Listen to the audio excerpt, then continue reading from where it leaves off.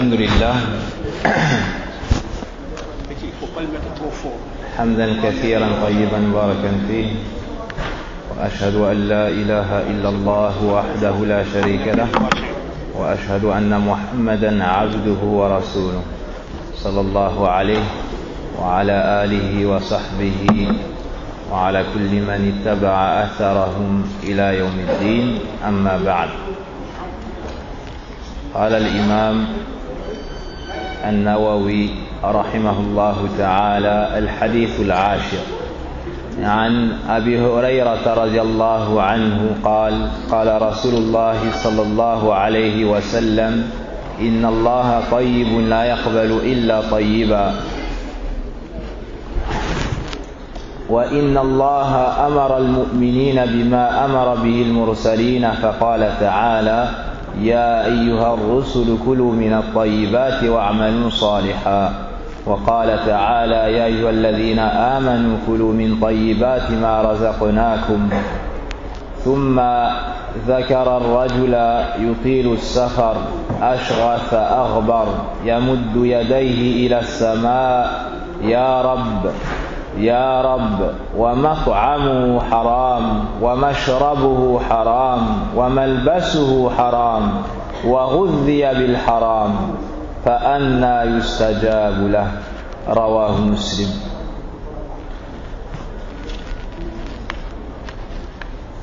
Donc nous sommes arrivés à l'étude du 10e hadith bihamdillahi azza wa jal wa i'anatihi iyana.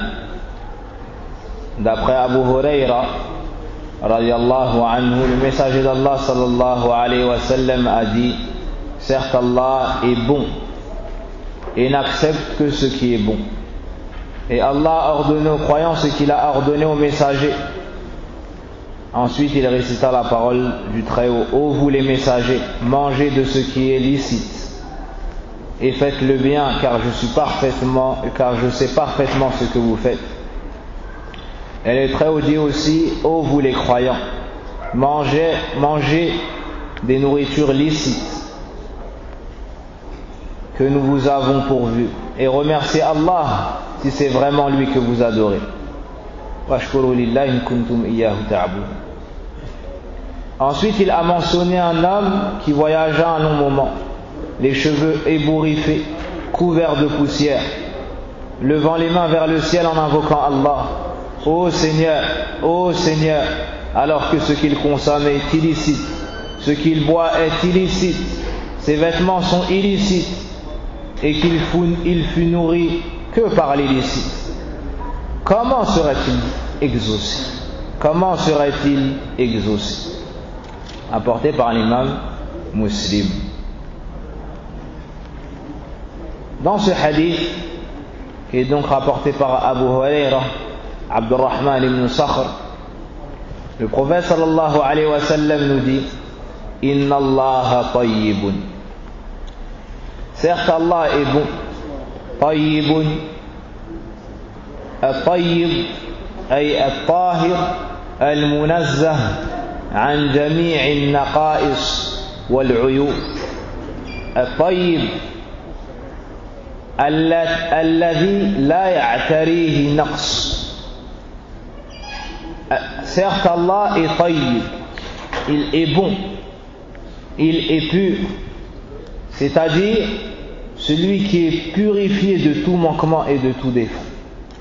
At-tayyib wa min sifati at-tayyib, et parmi ses attributs le fait d'être bon. Allah Azza wa Jal est bon, Allah Tabaraka wa Ta'ala est pur, Allah Subhanahu wa Ta'ala est purifié de tout manquement et de tout défaut Subhanahu wa Ta'ala.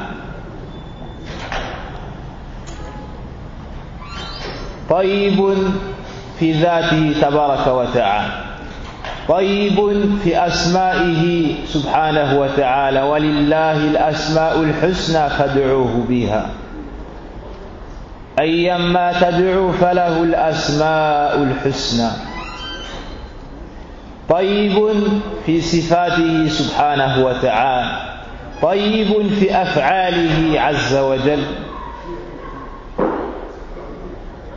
Allah tabaraka wa ta'ala est tayyib, il est bon, il est pur, il n'a aucun manquement. Dans son être, son essence subhanahu wa ta'ala, il est pur et n'a aucun défaut. Dans l'ensemble de ses noms, il a la perfection totale, il n'a aucun manquement, aucun défaut. Allah nous dit dans le Coran, il y a quelqu'un qui cherche Hassan pour le rêve, son père il doit être là, il attend dehors. Qui ça? Hassan pour le rêve. Hassan. C'est quelqu'un qui s'appelle Hassan. Hassan pour le rêve. D'accord.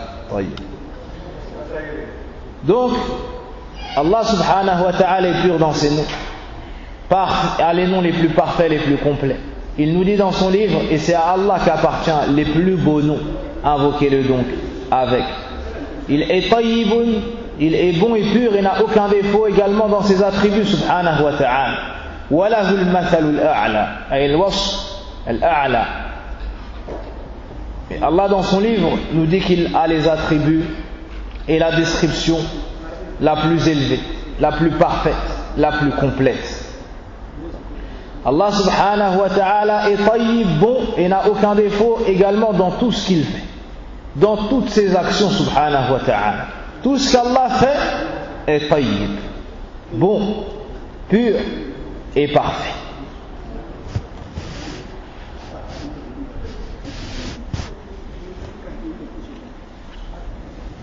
Donc dans tout ce qu'Allah subhanahu wa ta'ala fait, tu ne trouveras jamais de défaut et jamais de manquement. خلق الخلق خلق السماوات خلق الأرض خلق الإنسان وكل ذلك طيب لأنه فعل الطيب الذي لا يعتريه نقص. Allah est celui qui a créé tout ce qu'il y a. Il a créé les cieux, il a créé la terre, il a créé ce qu'il y a entre les deux. Il a créé l'homme et tout cela est tayyib.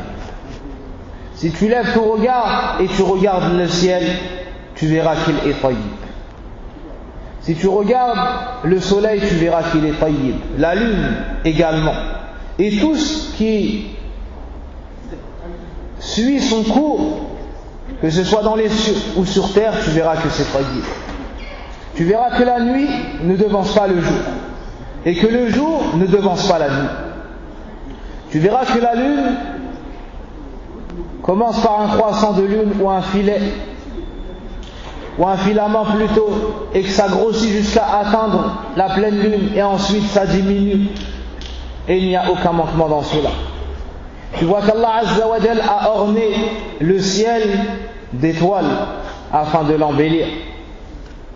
Tu vois que cette terre est tayyiba et aydan. Tu vois que ce bas monde aussi est tayyib. Et qu'Allah subhanahu wa ta'ala nous a mis sur cette terre tout ce dont nous avons besoin pour vivre et pour avoir notre subsistance. La création de l'homme est tayyiba. La création de l'homme est tayyiba.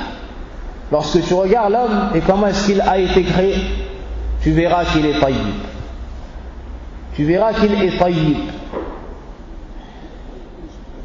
Et même ceux qui ont un handicap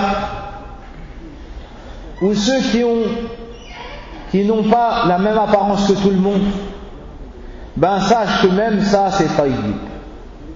Car celui qui l'a créé c'est Allah subhanahu wa ta'ala et Allah est tayyib. Et Allah est bon, pur, parfait et n'a aucun manquement. Et même si de ton point de vue à toi, tu vois que cette personne, de par son handicap, a un manquement, ben sache que l'acte d'Allah est tayyib et la création d'Allah est tayyiba. Car derrière cela, il y a beaucoup de sagesse que tu n'atteins pas de par ta science. Par exemple, lorsque, premièrement c'est tayyib car c'est Allah Azza wa Jal qui l'a créé et Allah ne fait que ce qui est tayyib. Deuxièmement, on affirme que cela est tayyib car il y a une grande sagesse qui découle de cela. Par exemple, lorsque tu vois une personne qui est éprouvée par un handicap, une personne qui est atteinte de cécité, qui est aveugle, une personne qui n'arrive pas à bouger un membre, ben ça te rappelle le bienfait d'Allah sur toi. Ça te rappelle le bienfait de la santé. Et tu remercies Allah tabaraka wa ta'ala de t'avoir épargné et de t'avoir mis à l'abri de cette épreuve. Alors, de ce point de vue-là, c'est tayyib, c'est un bien. Car si toute créature n'avait aucun défaut, et si tout homme avait les mêmes facultés, la même faculté, ben on n'aurait pas pu se rappeler du bienfait de la santé comme cela. Alors lorsque tu vois quelqu'un qui est aveugle, tu remercies Allah Azza wa Jal de toi pouvoir voir. Et tu as honte par la suite d'utiliser ce bienfait pour regarder ce qu'Allah Azza wa Jal t'a interdit. Donc c'est taïb ou pas? Non. Ajoute à cela qu'Allah Azza wa Jal, lorsqu'il éprouve un de ses serviteurs et que ses serviteurs patientent, il lui accorde une énorme récompense. Donc il y a une sagesse qui découle de cela. Alors de ce point de vue-là, c'est également tayyib. Ajoute à cela que Yawm al-Qiyamah, Allah Azza wa Jal va lui donner une récompense immense au point où le prophète sallallahu alayhi wa sallam nous dit, lorsque Ahlul Afiyah, les gens qui étaient en bonne santé dans ce bas monde, vont voir ceux qui étaient malades, ils vont les voir Yawm al-Qiyamah et vont voir la récompense qu'Allah leur a attribuée, ils auraient aimé, à ce moment-là, ils auraient aimé dans ce bas monde-là se faire découper par des scies. Se faire découper par des scies. Pour avoir une épreuve encore plus lourde que la leur. À quel moment? Lorsqu'ils vont voir la récompense qu'Allah Azza wa Jal donnera à ceux qui ont eu ces maladies et ces épreuves. Donc tout ce qu'Allah Azza wa Jal fait, c'est tayyib.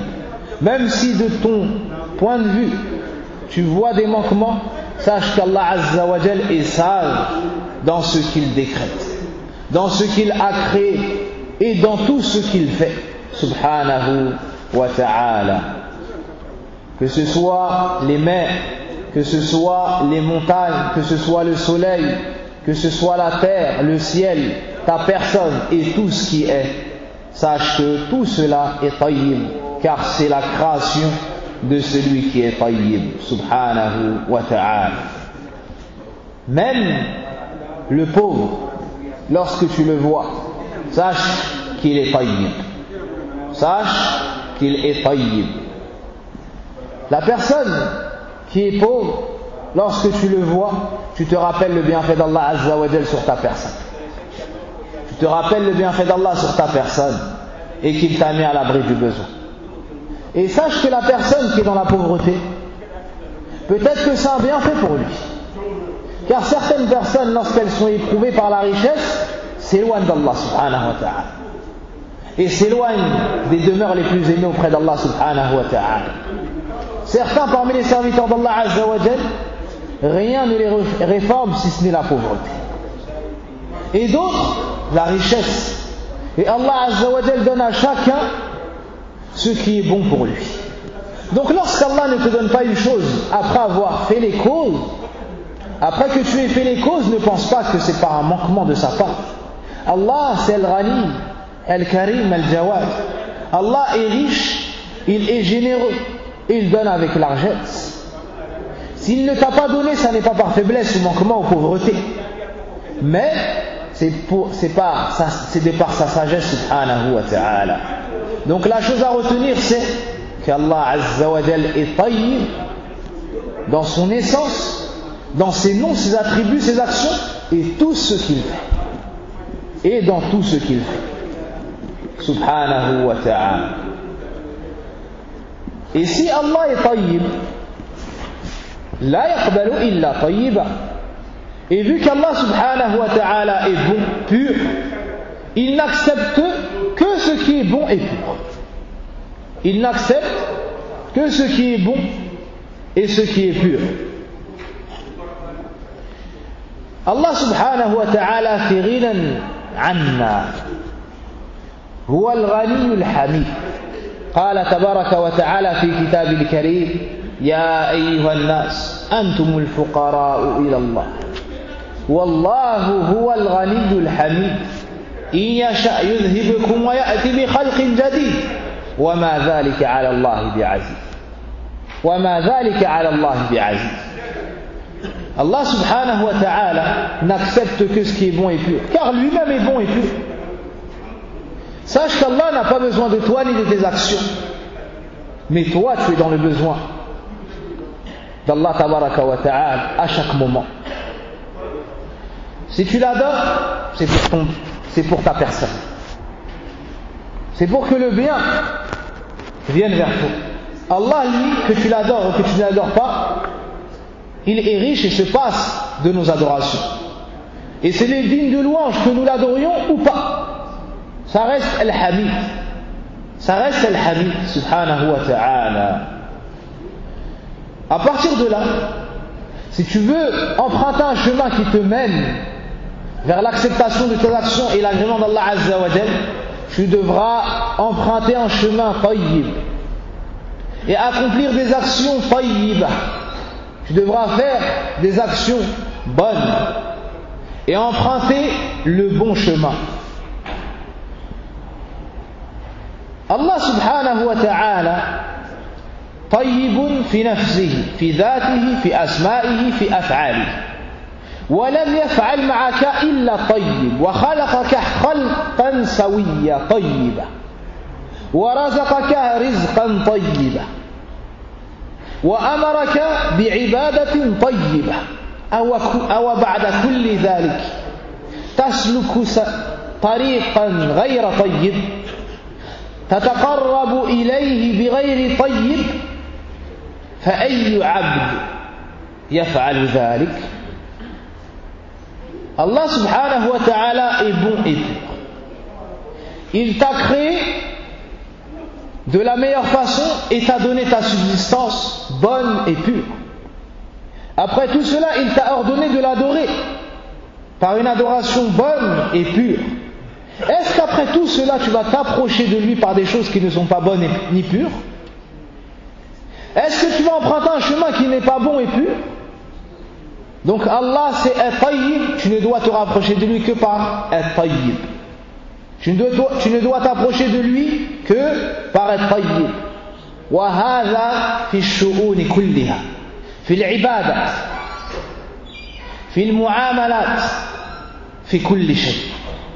في كل شيء الاعتقاد لا يكون إلا طيبا على وفق ما جاء في القرآن والسنة. في العبادات لا تكون إلا طيبة تخلصها لله سبحانه وتعالى وتعملها كما عملها النبي صلى الله عليه وسلم لا تتجاوز الكتاب ولا السنة لا بالبدع والمحدثات. Allah subhanahu wa ta'ala veut de nous at-tib dans toutes choses. Dans les adorations et la croyance, Allah n'accepte de nous que ce qui est tayyib.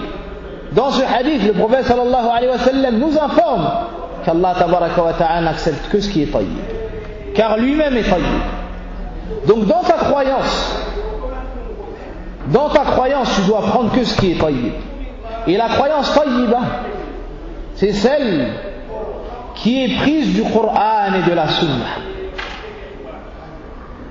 Celle qui est prise du Coran et de la Sunna, tout ce qui est venu dans les textes, tu l'affirmes et tu y crois. Tu l'affirmes et tu y crois. En ce qui concerne les ibadat, les adorations, tu ne fais que ce qui est tayyib. Et cela avec deux choses. Premièrement, ikhlasuddin lillah. Premièrement, la sincérité.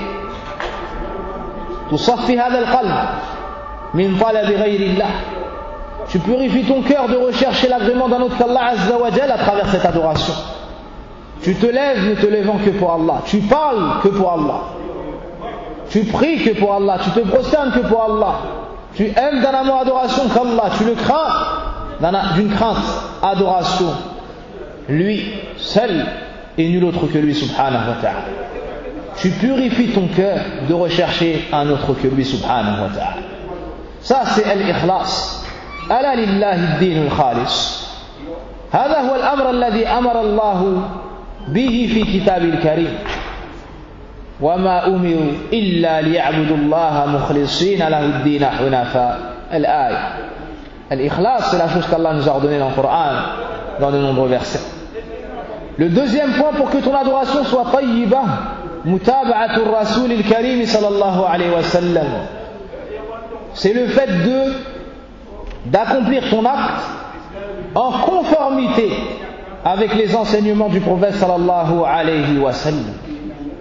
Tu ne dois pas t'approcher d'Allah azza wa jal par un acte d'adoration que le prophète sallallahu alayhi wa sallam n'a pas fait, ou ne nous a pas enseigné, ou qui n'a pas été compris de la sorte par les compagnons du prophète sallallahu alayhi wa sallam. Wa in fa'alt fa huwa mardoudun alayk. Et si tu fais cela, il sera rejeté. Et Allah n'acceptera pas cela de toi. Car Allah est tayyib et n'accepte que ce qui est tayyib. Et l'innovation n'est pas tayyiba inda Allah. Allah subhanahu wa ta'ala yuridu minka an tataqarraba ilayhi bima shara'a ala lisani rasulihi sallallahu alayhi wa sallam. Allah n'acceptera de toi et Allah ne veut de toi comme adoration que ce qu'il a légiféré, et que ce avec quoi il a envoyé son messager sallallahu alayhi wa sallam. Dans les transactions et dans le commerce, Allah n'accepte que ce qui est tayyib. Allah n'accepte que ce qui est tayyib. Ahallallahu al-bay'. C'est pour cela qu'il a rendu permis et licite le commerce. Wa harrama ar-riba. Il a interdit l'usure et les intérêts. Car ça n'est pas tayyib. Allah subhanahu wa ta'ala a rendu haram al-khamr wal-maysir. Il a rendu interdit l'alcool, car ça pousse à la turpitude et au mal, et ça nuit à la personne et à son entourage et à la société. Et il a interdit les jeux de hasard, et il a interdit tout ce qui est khabith. wa ضد الطيب الخبيث في مقابل الطيب الخبيث. Et à l'inverse du bon, il y a le mauvais, al-khabith. Et Allah azza wa jalla nous a appelés vers ce qui est tayyib et nous a interdit ce qui est khabith. Dans le comportement, Allah accepte ce qui est tayyib et il n'accepte pas ce qui est khabith. Et Allah azza wa jalla a fait les éloges dans son livre de ceux qui ont un bon comportement et a réprimandé et a critiqué ceux qui avaient un mauvais comportement. Dans les paroles, Allah n'accepte que ce qui est tayyib et rejette et n'accepte pas ce qui est khabith. Allah subhanahu wa ta'ala aime que tu lises le Coran, aime que tu fasses du dhikr, aime al-qawl al-ma'ruf. Allah aime les bonnes paroles. Allah aime que tu recommandes le bien et que tu interdises le mal. Tout cela car ce sont des paroles tayyibah. Et Allah azza wa jalla nous interdit la médisance, le colportage, les insultes, toute nuisance, toute parole qui viendrait à nuire à la personne, car cela n'est pas tayyib. Donc Allah azza wa jalla n'accepte que ce qui est bon, c'est général dans tout, dans la croyance, dans l'adoration, dans les transactions, dans le comportement, dans tout. Si toi tu viens pour adorer Allah azza wa jalla, est-ce qu'il te convient de passer par une action qui ne sera pas tayyibah et après tout cela tu espères qu'Allah va accepter de toi? Là, un savant a donné un exemple en disant, imagine qu'un homme est invité chez une personne et il vole de ses vêtements, ou bien plutôt il dit, imagine qu'un homme a cambriolé l'appartement d'une autre personne et il a volé des vêtements et il a volé de l'argent et ainsi de suite, d'accord, et qu'un jour cette même personne l'invite. Est-ce qu'il pourrait se rendre à l'invitation avec les vêtements qu'il lui a volés? Vous imaginez la situation? Il a volé des affaires chez quelqu'un. Plus tard, cette personne l'invite. Est-ce qu'il aurait le culot de mettre les vêtements volés pour aller se rendre chez cette personne alors que c'est à lui qu'il a volé tout cela? Il ne ferait pas cela. Ben, celui qui prend le haram et qui vole et qui utilise les moyens illicites pour se rapprocher d'Allah, il est à l'image d'un homme qui se dirige vers Allah Azza wa Jal et qui dit: Ya Allah, j'ai volé ça, Ya Allah, j'ai fait ça, accepte de moi mon adoration. Est-ce qu'Allah Azza wa Jal va accepter de toi? Lorsque tu vas au Hajj, si tu as du haram dans ton argent, tu viens pour visiter la maison sacrée, tu viens pour adorer Allah Azza wa Jal, et Allah te voit venir dans sa demeure avec des choses volées, et ensuite tu attends qu'Allah Azza wa Jal accepte de toi ton Hajj et tes adorations. Donc si tu veux qu'Allah Azza wa Jal accepte de toi, tu dois prendre le chemin qui mène à l'agrément d'Allah subhanahu wa ta'ala. Tu dois prier avec des vêtements tayyib. Tu ne dois pas prendre des vêtements qui sont khabith. Tu dois prier avec des vêtements qui sont licites. Imaginez quelqu'un qui fait la prière et qui n'a pas fait ses ablutions. Est-ce qu'il a emprunté le chemin tayyib pour qu'Allah accepte sa prière? Non. Car Allah n'accepte pas de prière sans purification. Celui qui vole et ensuite il fait une sadaqa avec cet argent, est-ce qu'il pense qu'il aura les hasanat alors qu'il se rapproche d'Allah, il essaye de se rapprocher d'Allah avec al-khabith? Donc Allah est tayyib et n'accepte que ce qui est tayyib. Wa hadha al-bahth, et l'analyse de cette parole est longue et on pourrait parler encore longtemps. La suite: wa inna Allah amara al-mu'minina bima amara bihi al-mursalin. Et Allah a ordonné aux croyants ce qu'il a ordonné aux messagers. Ce qu'il a ordonné aux messagers. فقال تعالى يا أيها الرسل كلوا من الطيبات واعملوا صالحا. Allah a ordonné aux messagers. Et ensuite le prophète sallallahu alayhi wa sallam a cité le verset: ô vous les messagers, mangez de ce qui est licite et faites le bien. Je suis parfaitement au courant de ce que vous faites. Donc ici Allah subhanahu wa ta'ala, donc dans ce verset, ordonne aux messagers quoi? De manger de ce qui est tayyib, de manger de ce qui est bon, de ce qui est pur, de ce qui est licite. Et il leur ordonne de faire des actions pieuses, les actions qui sont tayyibah, les actions qui sont tayyibah. Et Allah dit également: ô vous qui avez cru. Donc le prophète sallallahu alayhi wa sallam nous dit qu'Allah a ordonné aux croyants ce qu'il a ordonné aux messagers. Ici on voit que ce qui a été ordonné aux messagers, c'est quoi? C'est de manger de bonnes choses et d'accomplir de bonnes actions. Ensuite le verset qui concerne donc les croyants: ô vous les croyants, mangez des choses licites, des nourritures licites que nous vous avons pourvues, et remerciez Allah si c'est vraiment lui que vous adorez. Les messagers alayhim as-salatu was-salam sont les meilleures créatures d'Allah subhanahu wa ta'ala. Ceux qui le connaissent le mieux le craignent le mieux. Ce sont les exemples. Et Allah Azza wa Jal a envoyé les messagers pour nous montrer le chemin, pour nous apprendre à le connaître et l'adorer d'un culte sincère, afin de nous enlever toute excuse yawm al-qiyamah. Par miséricorde et pitié envers nous, il nous a envoyé cette miséricorde. Ce sont donc des exemples que nous devons suivre. Et tout comme les messagers mangent de bonnes choses et font de bonnes actions, toi le croyant qui dois suivre les messagers, tu dois faire la même chose.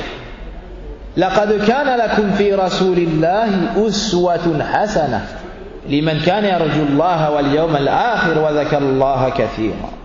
Allah nous informe dans le Coran en nous disant qu'on a un parfait exemple à suivre en la personne du messager sallallahu alayhi wa sallam. Donc tout comme ces derniers ont reçu l'ordre de manger de bonnes choses et des choses licites, et d'accomplir de bonnes actions. Toi le croyant, toi qui crois aux prophètes et aux messagers, tu dois les suivre dans la religion et ici dans le fait de ne prendre que ce qui est tayyib, que ce qui est licite.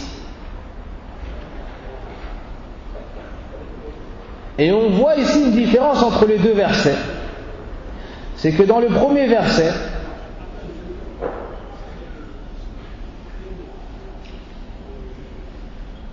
ou bien plutôt dans le deuxième verset, Allah Azza wa Jal dit mangez de bonnes choses et il ajoute de ce que je vous ai donné. Il fait ce rappel, yuzakkiruka bi ni'am, yuzakkiruka bil minna, bil minan, yuzakkiruka bi al-fadl, yuzakkiruka bil ikram, wa hadha min dawa'i al-istislam wa shukr والإذعان لأمره وحكمه تبارك وتعالى وإفراده بالعبادة تبارك وتعالى. Lorsqu'Allah s'adresse aux croyants, autres que les messagers, ici il dit mangez des nourritures ou du licite que nous vous avons donné. Allah nous rappelle que ces choses-là, c'est lui qui nous en a fait don. C'est lui qui nous les a pourvues et nous a donné cela, pour nous rappeler le bienfait, afin qu'on se montre reconnaissant et qu'on unifie Allah Azza wa Jal par le culte, et afin qu'on ne fasse tout ce qui est tayyib, parce qu'Allah a été bon envers nous. Il veut donc que nous ne fassions que le bon. Mais il n'a pas fait ce rappel au messager dans le verset passé. Pourquoi cela? Car le messager, de par sa nature et son niveau élevé, il sait que tout ce qu'il a lui vient d'Allah Azza wa Jal. Alors Allah Azza wa Jal n'a pas fait ce rappel aux messagers, mais il l'a fait aux croyants.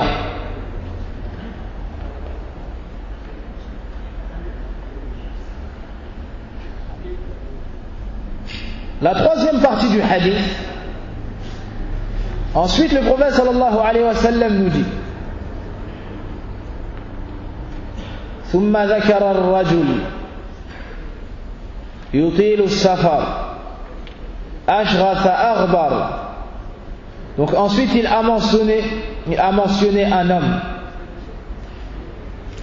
puis il nous décrit cet homme Ash'ath, qui a les cheveux ébouriffés, qui ne sont pas peignés, Aghbar, qui est rempli de poussière, et il est en voyage, un long voyage. Donc ça, c'est une situation difficile. Et des textes, nous savons que celui qui est dans une situation difficile, Allah Azza wa Jal exauce ses invocations. Plus tu es dans une situation difficile, plus le secours d'Allah et la réponse d'Allah et sa miséricorde est proche de toi. فَإِنَّ مَعَ الْعُسْرِ يُسْرًا إِنَّ مَعَ الْعُسْرِ يُسْرًا. Allah nous dit dans le Coran, il y a avec la difficulté la facilité. Et Allah nous dit dans le Coran, أَمَّا يُجِبُّ الْمُضْطَرَّ إِذَا دَعَاهُ وَيَكْشِفُ السُّوءَ. Qui est-ce qui répond à l'invocation de celui qui est dans une situation difficile?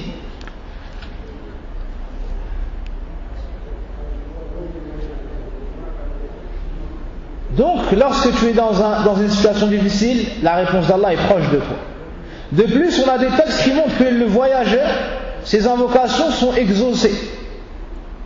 Donc ici, le prophète sallallahu alayhi wa sallam veut nous enseigner les causes de l'acceptation des du'a. Il ajoute à cela, yamuttu yadayhi ila sama, il lève ses mains vers le ciel. Il lève ses mains vers le ciel. Et le fait de lever ses mains lorsque tu fais du'a, c'est une sunnah. Et c'est une cause pour qu'Allah Azza wa Jal exauce ses invocations. Exauce ses invocations. Le prophète sallallahu alayhi wa sallam nous dit, Inna Allah hayyun sittir. Allah est pudique et celui qui cache les défauts et les manquements des gens. Yastahi min ahadikum idha rafa'a yadayhi ilayhi an yaruddahuma sifra. Allah a honte, il est pudique et il cache les défauts des gens. Il a honte lorsque l'un d'entre vous lève ses mains vers lui de les lui rendre vides. Donc lever ses mains lorsque tu fais dua, c'est une cause pour qu'Allah exauce tes invocations. Lorsque tu es en voyage, et ici, dans un long voyage, c'est une cause pour qu'Allah exauce ton invocation. Ensuite, on lui décrit la situation difficile. Les cheveux non peignés, remplis de poussière, il lève ses mains. Et même dans la façon de faire dua, il a utilisé le bon comportement vers Allah Azza wa Jal. Ya Rab, da'ahu bi rububiyyatih. Oh mon Seigneur, il l'a invoqué par la Seigneurie. Car le fait de répondre à l'invocation, c'est min afradir rububiyyah. Avec Ewal Ilhah, il répète, ça aussi c'est une cause pour qu'on t'exauce. Donc tout ce qui est cité ici, c'est quoi? C'est les causes de l'invocation d'ad-du'a, Malgré ça, regardez la suite, ou écoutez la suite. Et une remarque, le fait de lever les mains, c'est une sunna. Mais il y a certains moments où le prophète sallallahu alayhi wa sallam ne l'a pas fait. Il ne convient pas donc aux musulmans qui croient en Allah et qui croient au messager d'Allah sallallahu alayhi wa sallam et qui le suit, qui fait devancer sa sunna devant tout autre, de lever ses mains dans les moments où le prophète sallallahu alayhi wa sallam n'a pas levé ses mains. Dans deux moments. Premier moment, lors de la khutbah. Sauf lorsque l'imam fait dua yani al-istisqa, lorsqu'il demande la pluie. C'est le seul moment où le prophète sallallahu alayhi wa sallam a levé ses mains lorsqu'il était sur le minbar. Donc l'imam s'il fait dua pendant le khutbah, il ne lève pas les mains, sauf s'il demande la pluie. Et ceux qui écoutent également. Et une fois on a dit ça, les gens se sont mis en colère, paraît-il. S'ils se sont mis en colère parce que j'ai mal parlé, il n'y a pas de mal à ça. S'ils se sont mis en colère après avoir entendu que c'est la sunna du prophète sallallahu alayhi wa sallam, alors là c'est très grave. Car que tu te mettes en colère contre moi, soit, mais que tu te mettes en colère contre ce qu'Allah tabaraka wa ta'ala a révélé sur le messager sallallahu alayhi wa sallam, là on a peur pour toi. Car le prophète, car Allah dit dans le Coran, فَلْيَحْذَرِ الَّذِينَ يُخَالِفُونَ عَنْ أَمْرِهِ أَنْ تُصِيبَهُ فِتْنَةٌ أَوْ يُصِيبَهُ عَذَابٌ أَلِيمٌ. Allah Azza wa Jalla a menacé de recevoir des troubles. Et le Mohammed a dit le fitna shirk. Celui qui contredit la sunna est en danger. Et en danger, Allah le menace d'une lourde punition. على كل حال الحمد لله الذي هدانا إلى السنة والتوفيق عزيز. Donc quoi qu'il en soit, on remercie Allah Azza wa Jalla, celui qui nous a fait connaître la sunna et celui qui nous a guidé à la sunna. Et la guidée, c'est une chose qui vient d'Allah. Et on cherche des excuses à nos frères en disant qu'ils ignoraient que cela était la sunna du prophète sallallahu alayhi wa sallam. C'est pour cela qu'ils se sont mis en colère.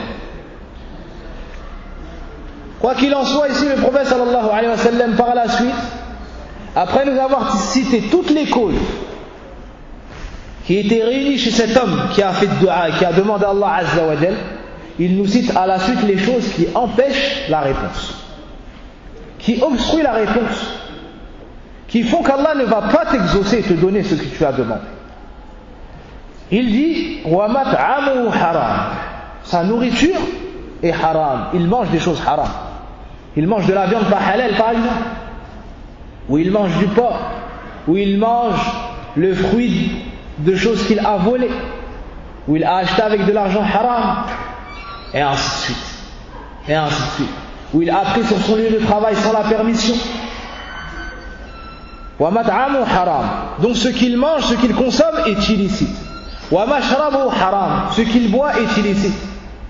Ce qu'il boit c'est illicite, soit parce qu'il l'a eu, soit c'est parce que c'est halal à la base, mais lui se l'est approprié de manière illicite, comme le vol. Il boit de l'eau mais qu'il a volé par exemple, ou d'une boisson licite qu'il a volée, ou bien parce que la chose est haram en soi, comme l'alcool et autres boissons. Wa malbasuhu haram, ses vêtements sont illicites, soit parce qu'ils sont illicites en soi, soit parce qu'il les a eus d'une manière illicite. Pour l'homme, par exemple, tout ce qui a de l'or ou bien la soie, cela est interdit pour les hommes de la communauté du prophète Mohammed sallallahu alayhi wa sallam. Ce sont les choses qu'ils auront au paradis. Ou bien ce qu'il a pris de manière illicite, qu'il a volé, ou bien ce qui comporte des représentations ayant une âme, les animaux et les humains. Il n'est pas permis de mettre un vêtement comme cela. وَمَلْبَسُ حَرَامٌ وَغُذِّيَ بِالْحَرَامِ أو وَغُذِّيَ بِالْحَرَامِ. وَغُذِّيَ بِالْحَرَامِ أي من قبل والديه نشأ على أكل الحرام وشرب الحرام والعياذ بالله بسبب تقصير والديه. Donc si on dit وَغُذِّيَ بِالْحَرَامِ avec la shadda, ça veut dire qu'il a grandi nourri par le haram. C'est-à-dire ici on vise les parents. Ses parents l'ont nourri par le haram depuis sa tendre enfance. Et ici une remarque importante, c'est que certaines personnes parmi les parents travaillent, walhamdulillah, mais sur le lieu de travail, ils prennent des choses, ils volent des choses, wal'iyadu billah. Et ensuite ils ramènent cela à leurs enfants. Ça rentre dans le hadith. Wa ghudhiya bil haram. Ou bien ils disent, ils sont petits, ils ne sont pas obligés de manger de la viande halal, et ils leur amènent des choses haram. Et lorsque tu leur fais la remarque, ils disent, mais ils sont petits. Certes, ils sont petits, mais toi tu es grand. Subhanallah al-azim. Quelle est cette excuse? Elle n'est pas acceptée sans aucun doute. Waladuka bid'un mink. Ton enfant c'est une partie de toi. Tout comme tu ne veux pas mettre du feu dans ton ventre, tu dois détester également cela pour ton fils, pour ta fille, pour tes enfants, pour tes proches. Tu ne ramènes que chez toi que ce qui est haram, que ce qui est halal, tayyib. Et une femme chez les salafs, lorsque son mari sortait pour travailler, elle l'attrapait, elle lui disait ya fulan, oh un tel, fa innana naqdir ala an nasbir ala al-ju' wa la nasbir ala an-nar. Subhanallah, regardez la parole de cette femme pieuse. Lorsque son mari sortait le matin pour aller travailler, elle venait à la porte avec ses enfants, elle disait oh un tel, sache qu'on peut patienter sur la faim, mais on ne peut pas patienter sur le feu de l'enfer. Si tu ramènes du rizq halal qu'Allah t'a facilité, alhamdulillah, mais ne ramène pas le haram, car le haram c'est une cause pour entrer en enfer. Le prophète sallallahu alayhi wa sallam dit, un corps qui a grandi dans le haram ne rentrera pas au paradis. Le feu de l'enfer est plus en droit de le recevoir. Subhanallah al-azim. Comment après ça on pourrait ramener du haram pour nos familles, pour nos épouses et nos enfants? فعلينا أن نتورع من الحرام. On doit prendre du recul devant les situations douteuses, à plus forte raison celles qui sont illicites, les choses qui sont illicites.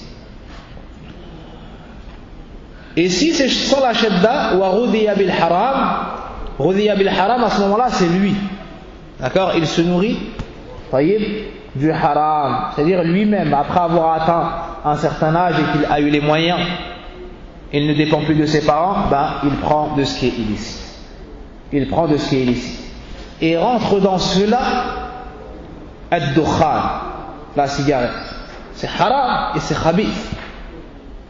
Sans aucun doute, ça ne rentre pas dans le tayyib. Et rentre dans cela toutes les drogues. Toutes les drogues. Tayyib. Et toute substance qui est utilisée et qui est khabith, qui n'est pas bon pour la personne. Car Allah nous a rendu halal ce qui est tayyib et nous a interdit ce qui est khabith. Même chez les femmes, il nous a rendu halal les femmes tayyiba. Il ne veut pas pour nous al-khabithat. Allah dit al-tayyiba, tous les tayyibi. Les femmes bien pour les hommes bien, et les femmes mauvaises pour les hommes mauvais. Dans la nourriture, dans la boisson, dans tout, tu dois aller vers le tayyib. Ensuite, après avoir dit tout cela, le prophète sallallahu alayhi wa sallam nous dit فَأَنَّا يُسْتَجَابُ لَهُ استبعاد لاستجابة الله لهذا العبد مهما اجتمعت فيه أسباب الاستجابة ما دام واقعا في أسباب المنع من أكل الحرام لما وقع في الخبيث ما استجاب الله له. Donc, à la fin, le prophète sallallahu alayhi wa sallam nous dit comment serait-il exaucé? C'est-à-dire qu'il voit loin de lui l'acceptation d'Allah. C'est comme si on disait, mais comment?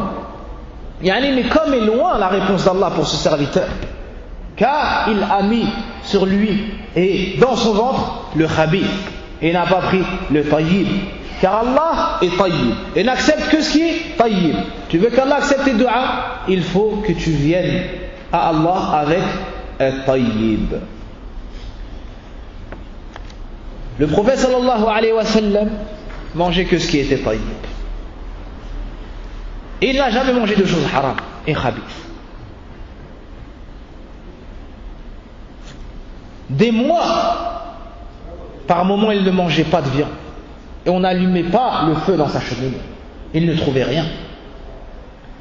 Malgré cela, il ne s'est jamais dirigé vers le khabith. Jamais. Il mangeait des dattes et buvait de l'eau. Certains parmi les compagnons mettaient des pierres sur l'estomac car ils ne trouvaient rien de tayyib à manger et ils ne voulaient pas s'approcher du khabith. Abu Bakr as-Siddiq radiyallahu anhu faisait tellement attention à ça qu'un jour on lui a donné quelque chose à manger. Lorsqu'il l'a mangé, il a dit à son servant ou à cet homme, d'où est-ce que vient cela? Il lui a dit, kuntu fil jahiliyyah takahhantu li rajul. Dans la période anté-islamique avant l'islam, j'ai fait, ou comment on va dire ça, j'ai fait semblant, je me suis fait passer pour un devin auprès d'un homme. Et je lui ai fait croire que je connaissais le futur. Et il ne m'avait pas donné de salaire. Et lorsque je l'ai rencontré, il m'a donné un salaire. Voici ce dont tu manges. Abu Bakr radiyallahu anhu s'est fait vomir. Abu Bakr s'est fait vomir.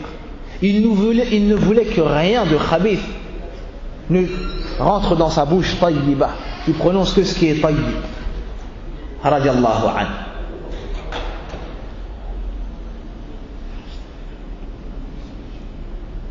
L'imam Shafi'i, rahimahullah ta'ala, lorsqu'il est parti visiter l'imam Malik était très content de sa venue. Et il disait, l'imam Shafi'i va venir. Et il disait cela à sa fille. Et lorsqu'il est venu, ils lui ont servi le repas le soir et ils lui ont laissé de l'eau pour faire ses ablutions. Car les gens de science se lèvent la nuit, une partie de la nuit pour adorer Allah Azza wa Jalla à l'image du prophète sallallahu alayhi wa sallam. Le lendemain, lorsqu'ils ont voulu ramasser l'ensemble, ils ont vu qu'il ne restait plus de nourriture et que l'eau n'avait pas bougé. Alors la fille de l'imam Malik a dit à son père, tu faisais que de me répéter l'imam Shafi'i, viens l'imam Shafi'i, et comme ça, et tu vantais ses mérites. Regarde l'imam Shafi'i, l'eau elle a même pas bougé, c'est même pas le... Donc, on comprend quoi? Il ne s'est pas levé, il n'a même pas pris de raka à la nuit. Et on a posé la nourriture, il a tout mangé, il n'a rien laissé. Et parmi l'habitude des gens pieux, c'est qu'ils ne mangeaient pas beaucoup. Alors l'imam Malik a été intrigué par cette situation. Lorsque l'imam Shafi'i est venu, il lui a exposé le problème. L'imam Shafi'i lui a répondu, en ce qui concerne la nourriture, depuis que je suis sorti de chez ma mère, je n'ai pas rempli mon ventre une seule fois. De peur que dans la nourriture des gens, il y avait une partie de haram. Mais lorsque je suis venu chez l'imam Malik, j'ai su que c'est un homme qui craignait Allah et qui ne faisait rentrer chez lui que le halal. Et il faisait attention à tout. Alors j'ai voulu me rassasier de tayyib. Subhanallah. Et les savants ont même dit que c'est une cause de guérison lorsque tu manges que du tayyib. En ce qui concerne le niveau de l'eau qui n'a pas bougé, l'imam Malik était à Médine et l'imam Shafi'i ne venait pas de Médine. Donc lorsqu'il est venu, il était émerveillé. Il était dans la ville du prophète sallallahu alayhi wa sallam. Il était chez l'imam Malik, il dit, je n'ai pas réussi à trouver le sommeil. toute la nuit, j'ai pensé au prophète sallallahu alayhi wa sallam et aux endroits de Médine. Et je me suis dit, tel endroit c'est où le prophète sallallahu alayhi wa sallam est passé. Tel endroit c'est où tel hadith a eu lieu. Tel endroit c'est où le prophète sallallahu alayhi wa sallam a marché. Et toute la nuit, j'ai pensé à ça. Donc j'ai pas perdu l'autre. C'est pour ça que j'ai pas touché à l'autre. Alors l'imam Malik était content, il est parti donner l'information à sa fille, a dit voilà l'imam Shafi'i. Voilà l'imam Shafi'i. Rahimahullah ta'ala. Et Shahid, pourquoi est-ce qu'on a cette histoire? Pour montrer combien ils faisaient attention à ce qui rentrait dans leur ventre. Subhanallah. Et les histoires sur ce point, wallahi, elles sont nombreuses. Elles sont nombreuses chez les plus prédécesseurs. Elles sont très nombreuses chez les plus prédécesseurs. Certaines personnes délaissaient le halal de peur de tomber dans un haram. Par peur d'Allah subhanahu wa ta'ala. De ce hadith, on tire qu'Allah subhanahu wa ta'ala est tayyib. Et que parmi ses attributs, at-tayyib. Et on tire de cela que celui qui veut qu'Allah accepte ses actions doit emprunter un chemin qui est tayyib. Et c'est le chemin par lequel est venu le prophète sallallahu alayhi wa sallam. Et il te faut aussi la sincérité. On tire aussi que nous avons l'obligation de suivre comme exemple les messagers. Car Allah Azza wa Jalla les a élevés et préférés. Et il les a purifiés. On tire aussi de ce hadith que nous devons nous éloigner de l'illicite et prendre que ce qui est licite comme nourriture et comme boisson. On tire aussi les causes de l'acceptation des du'a. Le fait d'être en voyage, le fait d'être dans une situation difficile, le fait de lever ses mains lorsque tu fais du'a, le fait d'invoquer Allah, Ya Rabb, Rabbana. Allah nous dit dans le Coran, Walillahi al-asma'ul husna fad'uuhu biha. Du'a ibada wa du'a mas'ala. Wa du'a mas'ala anta tatawassala bismin min asma'illah al-munasiba أو أن تقدم بين يدي حاجتك اسما مناسبا لله قبل أو في أثناء طلبك أو حاجتك فتقول يا رحمن يا رحيم ارحمني يا رزاق ارزقني يا غفار اغفر لي. Donc le fait d'invoquer Allah en utilisant ces noms, c'est une cause pour qu'Allah t'exauce. Aussi on voit les causes qui font qu'Allah n'acceptera pas de toi. Et ça se résume dans quoi? Le fait d'aller dans le khabith, le contraire du tayyib. Le fait d'aller dans le khabith, le contraire du tayyib, que ce soit dans la nourriture, dans la boisson, dans les vêtements.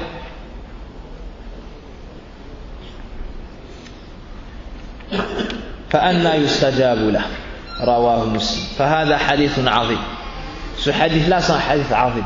Celui qui médite sur ce hadith et sur Inna Allah tayyibun, qui médite les cieux, la terre, les gens et tout ce qui se passe dans les cieux et la terre, et comment tout est en harmonie, il verra ce hadith-là.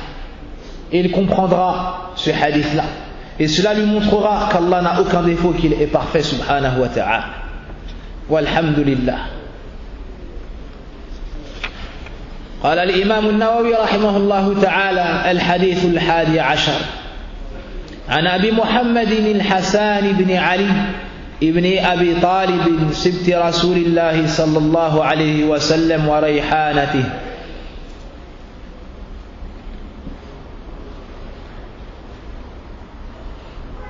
رضي الله عنهما قال حفظت من رسول الله صلى الله عليه وسلم دع ما يريبك إلى ما لا يريبك رواه الترمذي والنسائي وقال الترمذي حديث حسن صحيح والنسائي. D'après Abu Muhammad, donc ça c'est sa kunya, Al-Hasan ibn Ali ibn Abi Talib, donc le petit-fils Sibti Rasulillah sallallahu alayhi wa sallam. As-Sibt ibn al-Bint, As-Sibt ibn al-Bint, Sibti Rasulillah. Sibt, ça veut dire le petit-fils lorsque c'est l'enfant de ta fille, lorsque c'est l'enfant de la fille. Mais si c'est du fils, on donne à ce moment-là un autre nom. Donc Sibti Rasulillah, sinon tu dis Hafid. Sibti Rasulillah sallallahu alayhi wa sallam wa rayhanatu. Donc il est Mada et sa senteur. Al-Rayhana Nabtun Zatu Itr. Rayhana, c'est une fleur. C'est une fleur connue qui a une bonne odeur. Qui a une bonne odeur. Et le prophète sallallahu et Ali ibn Abi Talib, c'est l'époux de Fatima radiallahu anhu. Et parmi leurs enfants, Al-Hassan et Al-Hussein. Et ils étaient petits à la mort du prophète sallallahu alayhi wa sallam. Mais ici, il dit Hafidtu, j'ai mémorisé du messager d'Allah sallallahu alayhi wa sallam. Pour nous dire que c'est sûr qu'il a entendu ça. Et même s'il était petit, il a mémorisé. Et quand il a grandi, il a donné le hadith. Et dans la science du hadith, dans le mustalah, on dit que l'enfant, s'il est mumayyiz, il distingue. S'il mémorise étant petit, et qu'il donne le hadith en étant grand, on accepte son hadith. Tout comme le kafir billah, s'il mémorise en étant kafir, ensuite se convertit à l'islam, et donne le hadith, on accepte de lui le hadith. On accepte de lui le hadith, car il l'a donné à un moment où il remplit les conditions du rawi, du rapporteur de hadith. Le prophète sallallahu alayhi wa sallam aimait beaucoup ses petits-enfants, Al-Hassan et Al-Hussein. Au point où ici, Al-Rawi, le rapporteur du hadith, dit « Wa rayhanatu » sa senteur. Un jour, le prophète sallallahu alayhi wa sallam était sur le minbar. Et vous connaissez la grande miséricorde qu'il avait.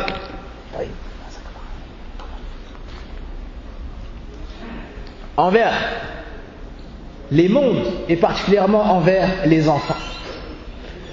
Et il les a vus marcher au loin. Il faisait un pas puis trébuchait. Imagine cette scène, subhanallah, comme si tu voyais le prophète sallallahu alayhi wa sallam sur le minbar. Il est en train de parler aux compagnons et il voit au loin ces deux petits enfants avec de beaux vêtements avancés et tombés. Et ils n'arrivent pas à marcher de par leur jeune âge. Au point où il n'a pas patienté, il est descendu et les a pris. Il a arrêté de parler. Il est descendu et les a pris dans ses bras. Et a dit, Sadaqallah. Allah a dit vrai. Vous avez en vos enfants et vos richesses une épreuve. Subhanallah. Il les aimait énormément. Il a fait les éloges de Al-Hassan en disant, Inna ibni hada sayyid. Mon fils, Al-Hassan, c'est le meilleur. Et ces deux personnes-là, Sayyida Shababi Ahli al-Jannah, ce sont les meilleurs des jeunes du paradis. Et le prophète sallallahu alayhi wa sallam a dit de Al-Hassan, par sa cause, Allah va réconcilier entre deux grands groupes chez les musulmans. Ça s'est réalisé à l'époque de Yazid ibn Muawiyah radiyallahu anhu. Après la mort de Ali ibn Abi Talib, les gens prêtaient allégeance à Al-Hassan. Et dans une contrée, ils ont tardé à prêter allégeance à Al-Hassan et ils sont dirigés vers Muawiyah radiyallahu anhu ajma'in. Alors Al-Hassan a voulu son droit, qui lui revenait de droit, le calife, car c'était la meilleure personne. Il s'est donc dirigé vers Muawiyah et son groupe afin de régler le problème. Et en arrivant, ça a causé des troubles et ça a failli découler sur une guerre entre deux groupes de musulmans.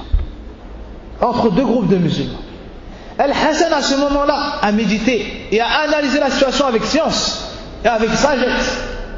C'est comme s'il s'est dit, si on les combat et on gagne et que je prends le pouvoir, on va faire couler le sang de qui? Les musulmans. Et s'ils nous combattent, ils feront couler le sang de qui? Des musulmans. Alors quelle que soit la fin, le sang des musulmans aura coulé. Alors il a refusé son droit et a abandonné son droit à Muawiyah radiyallahu anhu en mettant des conditions. Et les conditions ont été acceptées et par sa cause, Allah Azza wa Jal a réconcilié les musulmans et a évité les fusions de sang. Et ça, c'est une grande sagesse qu'on doit prendre entre nous ici lorsqu'il y a des divergences. Veiller à chaque fois que c'est as-sakina qui s'installe, à la sérénité et la tranquillité. Même si on a un droit, on le laisse pour la maslaha amma. Et on va s'arrêter sur ça. On continuera la semaine prochaine, insha'Allah ta'ala.